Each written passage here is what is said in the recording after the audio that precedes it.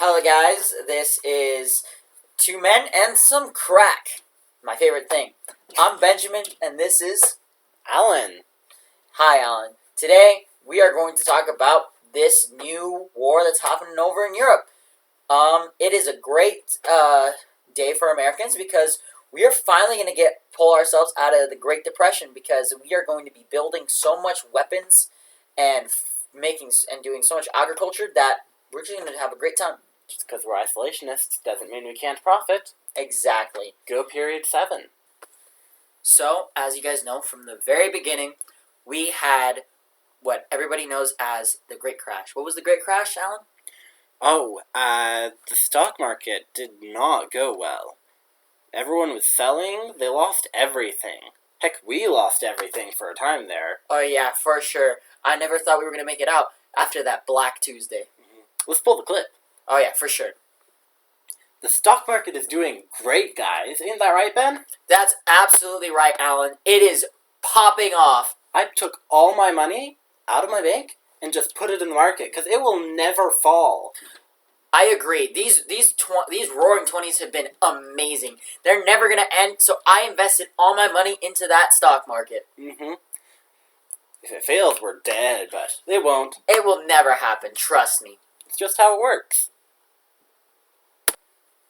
So that was the day before Black Tuesday, Monday, and a lot of people were still thinking the same things. Just like us. And how then naive.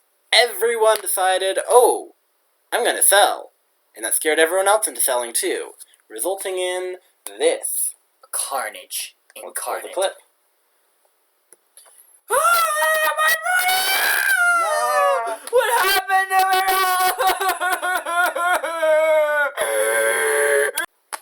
As you can see, Alan here was definitely more devastated than I was. It was no way I did not overreact. Nothing ever happened. Because I am a very, very mature and responsible person. Of course, of course. We weren't the only ones hit hard by this, though. Many other people in America were heavily affected by this. By 1933, there was almost 13 million people who were unemployed. Yeah, and about 20% of all the banks closed, wiping 10 million saving accounts from existence, basically. And this all happened on one day, Black Tuesday, as we mentioned before, October 29th. And nobody could have predicted that it was going to happen that day. But if we look about it from our perspective now, it was bound to happen. Not all one day, but it certainly precipitated it. And what precipitated that day was a highly uneven distribution of income. There was some really rich people and a lot of not-so-rich people. And turns out that's not quite beneficial to the market. Honestly, I agree with you, Alan. That makes so much sense because, honestly, all these experts were saying the stock market was going up. It was never going to crash. It was going to be amazing. That you should borrow to buy your stocks. And that was going to help you in the long run because buying stocks makes you more money in the long run.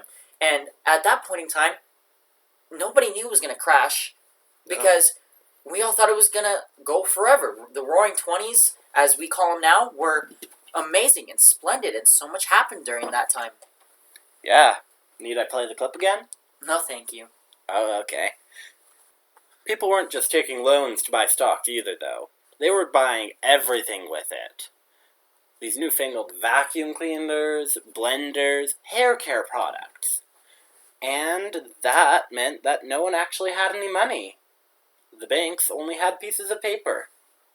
Okay, different pieces of paper. What are you talking about? Those are paper. What do you mean paper? Debt.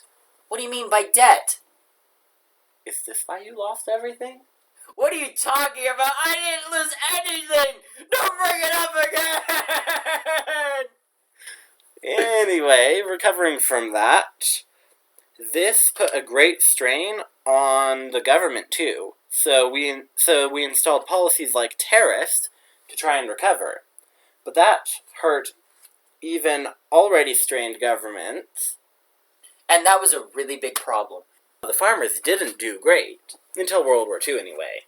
Then they did pretty good. But we're not there yet. We got to talk about one of the best presidents we ever got, Franklin D. Roosevelt, and his amazing plan, the New Deal.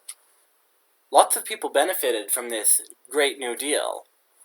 But before we get into that, let's get into how you can benefit from this great New Deal. Me? Probably, but also our listeners. For a limited time to celebrate victory, you can go down to your corner store and get a bottle of Coke for only 4.5 cents. What? 4.5 cents? It's so cheap. That's a half cent cheaper than normal. And as you know, we love our Coke. We named our podcast after it even. I love Coke. Unlike inviting my co-host, this great New Deal was a great idea, it turns out. Implemented by Franklin Roosevelt, who was elected in 1932.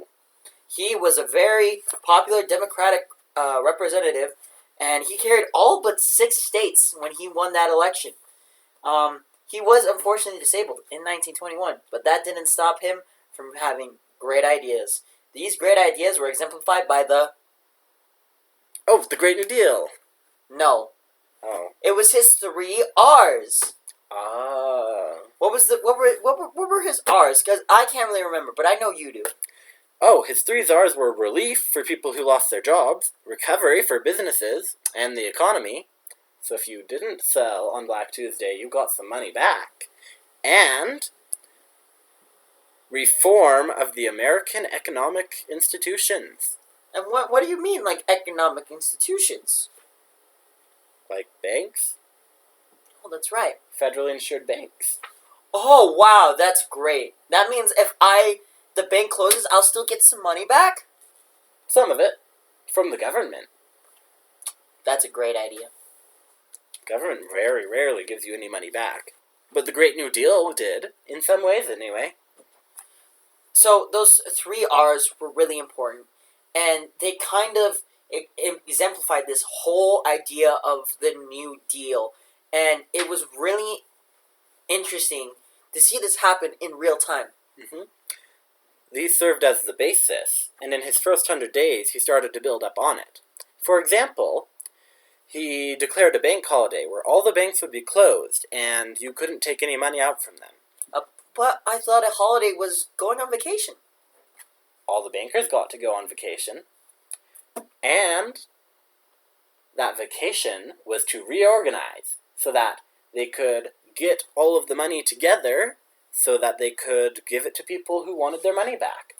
And that's amazing. And then, as we all know, he created his alphabet soup agencies. Different agencies that were meant to target specific things to help give unemployed people jobs and to improve the government and give support to the people. Mm-hmm. Like the WPA, the AAA, the CCC, and even the NRA. And those were amazing to have. And he expanded upon this with the second New Deal, where he added even more programs, such as the WPA, Works Progress Administration, and the Resettlement Administration. So that's where we're at right now. There's a lot that's been going wrong, but there's a lot that's going right now. And it's a big thing, Alan. We have gone through so much. We went through the worst thing that we could have possibly gone through. We lost everything, just like everybody else pretty much in America. And it's great that we're finally going to be able to get out of this hole. Mm-hmm. Sucks for Europe, but we're isolationists, so it won't affect us negatively. Yeah, we're gonna be completely fine as long as they don't go after our ships. Like, if they were ever to attack Pearl Harbor, like, I would feel sorry for the nation that did that. Don't touch our boats. Exactly. It's 2 minutes and crack, and we'll always come back with wisecracks and winks and a joke in the stack. So give us a listen, no need to unpack. Just 2 chaps talking, and that's a fact. Don't listen to him. Don't do crack. It doesn't even exist yet.